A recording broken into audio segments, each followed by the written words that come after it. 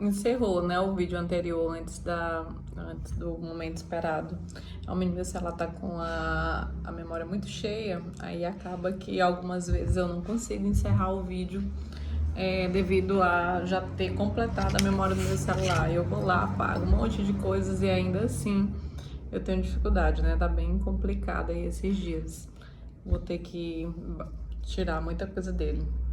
Tem uns 3 anos que eu tenho só colocando, né? Uma hora chega ao limite. Então vamos lá, né? Então, como nós vimos no bloco anterior, o Tribunal Regional Federal da 4ª Região, no julgado, deixa eu ver, numa remessa necessária civil 50.133/14 de 2015, o desembargador Ricardo Teixeira coloca essa situação pra gente, né?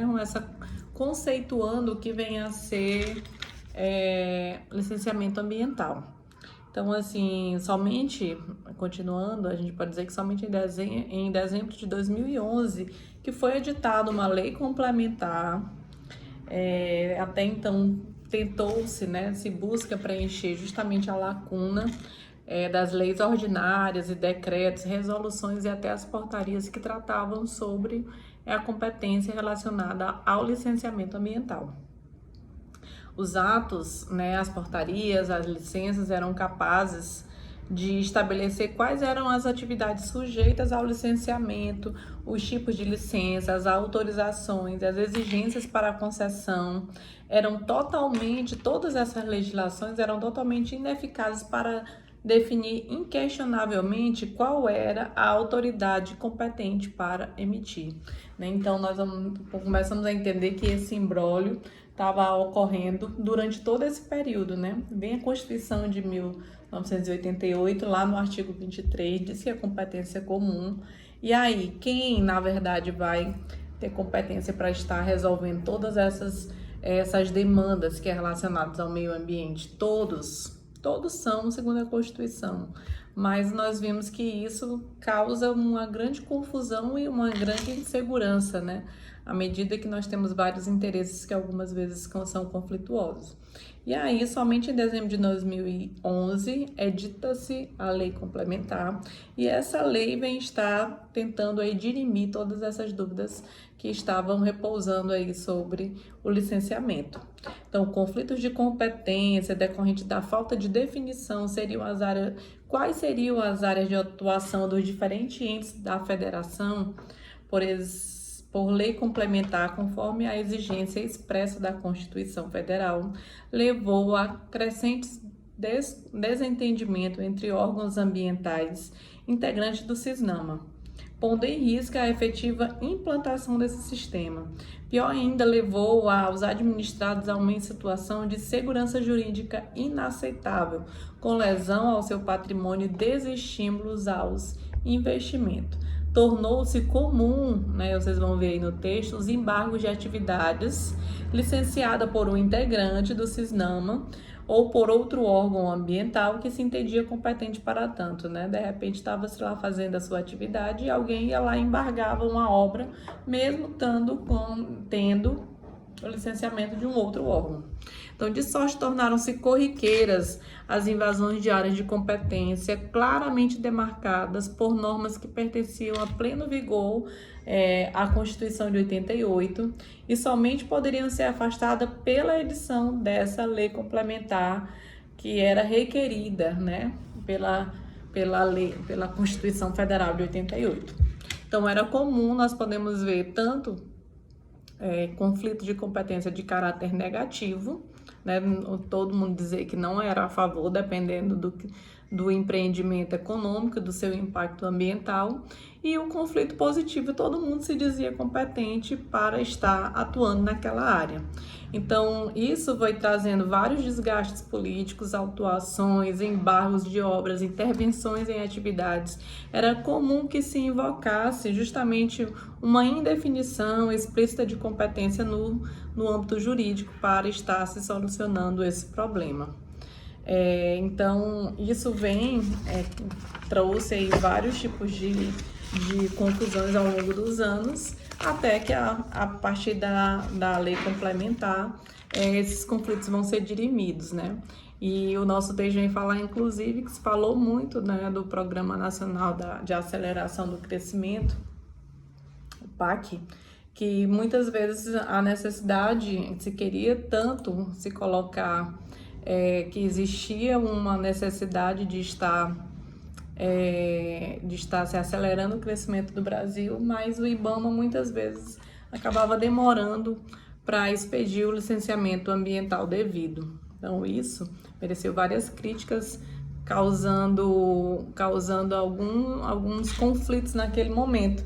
Se queria tanto se desenvolver o país através desse programa nacional de aceleração do crescimento, né? Então, o conceito de licenciamento a gente já tem condições de estar fazendo, né? Segundo aquilo que nós já estudamos. Então, passando para o ponto 2, nós vamos tratar sobre o conceito de impacto. O que é impacto mesmo, né? Qual é o que essa palavra no termo jurídico vem a dizer? Tema que tem sido objeto de estudo ao longo de anos, o licenciamento ambiental, principalmente no que diz respeito ao dano e ao impacto, né? São coisas diferentes, são palavras que têm sinônimos, ou melhor, têm conceitos diferentes, não são sinônimos. Um dano não é a mesma coisa de impacto, né? Então, a resolução do CONAMA número 1 de 86 conceitua impacto ambiental como qualquer alteração das propriedades físicas, químicas, biológicas do meio ambiente causada por qualquer forma de matéria ou energia resultante das atividades humanas que, direta ou indiretamente, afetam a saúde, a segurança e o bem-estar da população, as atividades sociais e econômicas, a biota, as condições estéticas e sanitárias do meio ambiente e a qualidade dos recursos ambientais. Então, impacto, qualquer alteração física, química e biológica que é causada ao meio ambiente. Então, né, portanto, partindo desse conceito, qualquer alteração que é introduzida no meio ambiente capaz de alterar o equilíbrio pode ser considerado um impacto ambiental. Certo? Já o dano ambiental parece-nos algo mais robusto, né? E com consequências muito mais sensíveis. Como eu acabei de dizer para vocês, dano não é a mesma coisa de impacto. O impacto, qualquer alteração introduzida. Quando eu venho tratar de dano, eu estou tratando de algo muito mais sensível, algo que tem uma repercussão ainda maior no âmbito ambiental.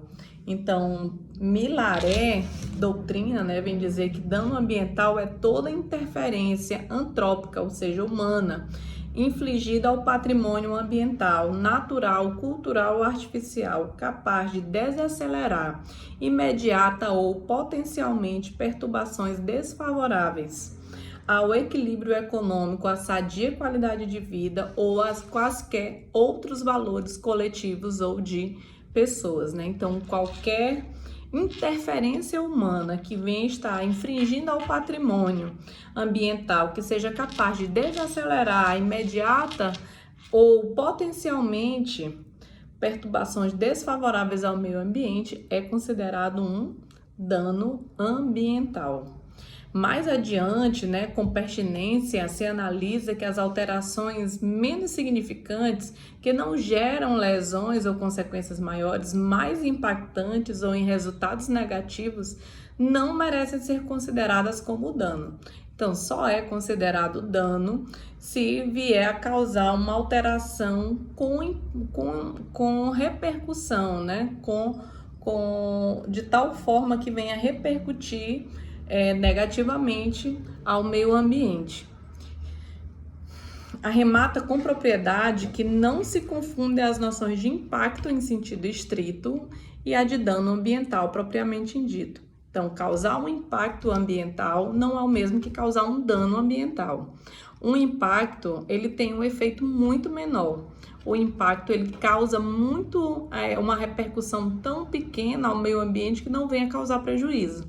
Já o dano é aquilo que vem perturbar, né? Aquilo que vem alterar, em condições totalmente desfavoráveis ao meio ambiente.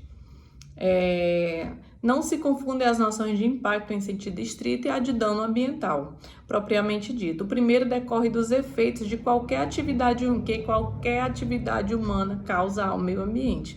Qualquer atividade humana tem impacto ambiental. Qualquer atividade que se faça em termos ambientais, qualquer atividade humana vai causar impacto ao meio ambiente. O segundo o dano vai causar um grau muito maior, ou seja, os agravos mais sensíveis que essa mesma atividade venha acarretar. Então, o grau majorado do impacto que as atividades humanas podem causar, elas são conceituadas como dano. Em outra obra, o mesmo autor salienta que dano ambiental é aquele sofrido pelo conjunto do meio ambiente natural ou por um dos seus componentes, levado em conta como patrimônio coletivo, independentemente de suas repercussões sobre pessoas e bens. É a lesão, é a alteração, é o prejuízo de um fator ambiental ou ecológico, ar, água, solo, a floresta, o clima, etc., que gerem uma modificação para pior da condição de equilíbrio ecológico do sistema local ou abrangente. Então, assim, é bem interessante. Então, com base nessas considerações, é bastante entender, de forma bem didática, que o dano ambiental necessariamente representa ou se caracteriza como uma alteração negativa. Piora a qualidade daqueles que a ele se sujeitam, seja a coletividade, seja a natureza ou ao seu redor. Já o impacto ambiental representa as alterações que não representa necessariamente alterações negativas, mas toda a mudança do meio ambiente é objeto de análise. Então, toda alteração do meio ambiente que o homem possa fazer é um impacto ambiental. Agora, o dano é aquele que vai piorar, vai se sujeitar a coletividade, o próprio meio ambiente, a condições inferiores, piores àquele que estava submetido. Ok? Então, a gente finaliza aqui o segundo bloco e no próximo a gente vai falar sobre essa abrangência do impacto ambiental, melhor dizendo, a gente já vai tratar sobre o tópico 3, que é o conceito das licenças ambientais.